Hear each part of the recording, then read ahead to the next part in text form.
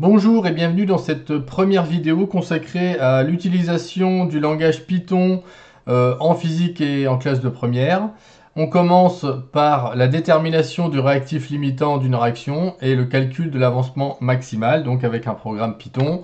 Pour expliquer, on utilise un programme écrit avec le langage Python dans un Jupyter Notebook qui permet de lier énoncé et code. Allez, on attaque. Alors ce programme va nous servir à déterminer la valeur de l'avancement maximal pour une réaction donnée et le nom du réactif limitant. On a pris ici comme exemple la combustion du méthane dans le dioxygène, le méthane étant noté CH4, le dioxygène O2. On a ici l'équation de la réaction. Première étape, on va importer la bibliothèque math pour avoir à notre disposition une valeur infinie qui se note math.inf. On expliquera après pourquoi. À chaque fois, on va faire un shift entrée pour valider la cellule. On voit qu'elle a été validée.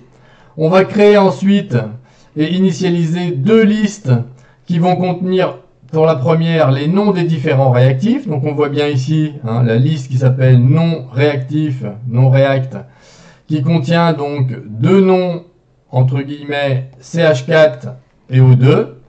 Puisqu'on cherche le réactif limitant, on n'a pas besoin des produits dans ce premier programme, on se contentera des réactifs. On va rentrer dans la deuxième liste les valeurs des coefficients des nombres stoichiométriques pour chacun des réactifs. Donc, encore une fois, on utilise un nom qui est le plus explicite possible, celui qui va nous permettre de repérer facilement ce qu'il y a à l'intérieur. Donc là, on voit bien 1 qui est le nombre stoichiométrique pour le méthane CH4 et 2 le coefficient stoichiométrique qui est celui du dioxygène O2.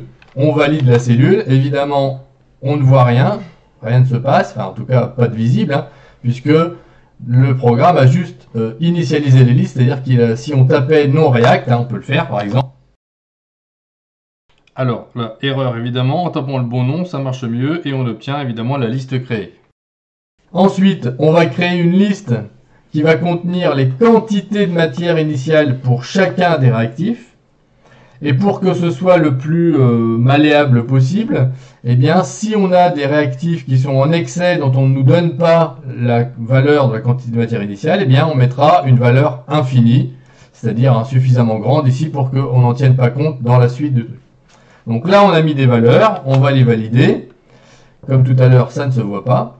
Ensuite, on initialise la valeur de l'avancement maximal et ensuite, on va repérer l'indice du réactif limitant pour pouvoir donner son nom.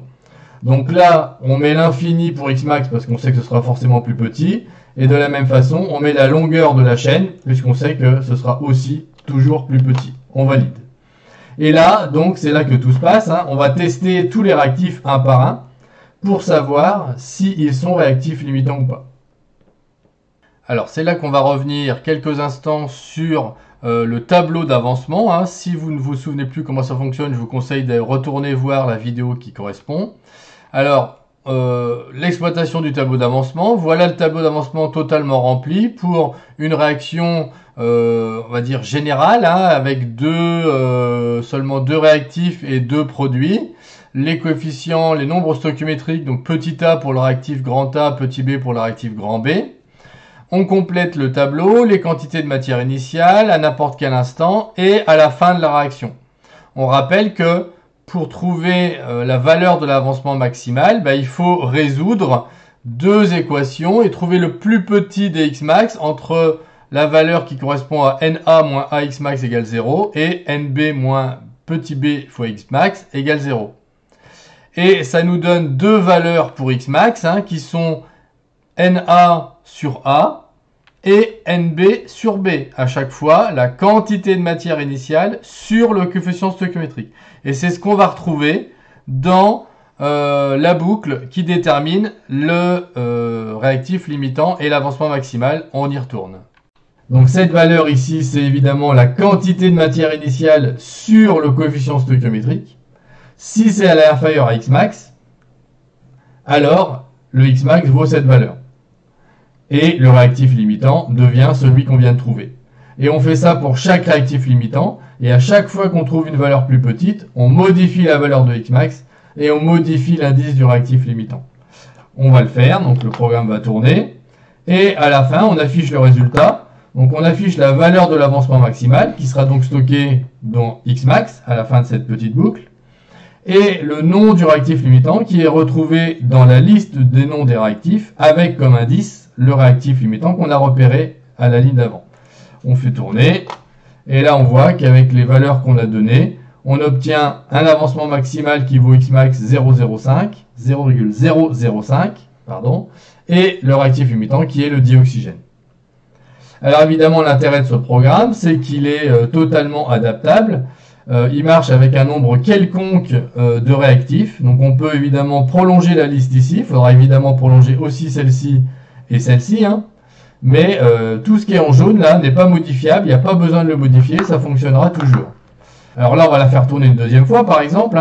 On va mettre un 0,04 par exemple ici pour faire en sorte que ce soit cette fois-ci le méthane qui soit réactif limitant. Donc il faut évidemment revalider pour que ce soit pris en compte. On va remettre à 0 nos valeurs de calcul, on va refaire tourner la boucle et on va revalider l'affichage final. Et là, vous voyez qu'effectivement, c'est bien le méthane qui est devenu réactif limitant et que la valeur de l'avancement maximal vaut 0,004.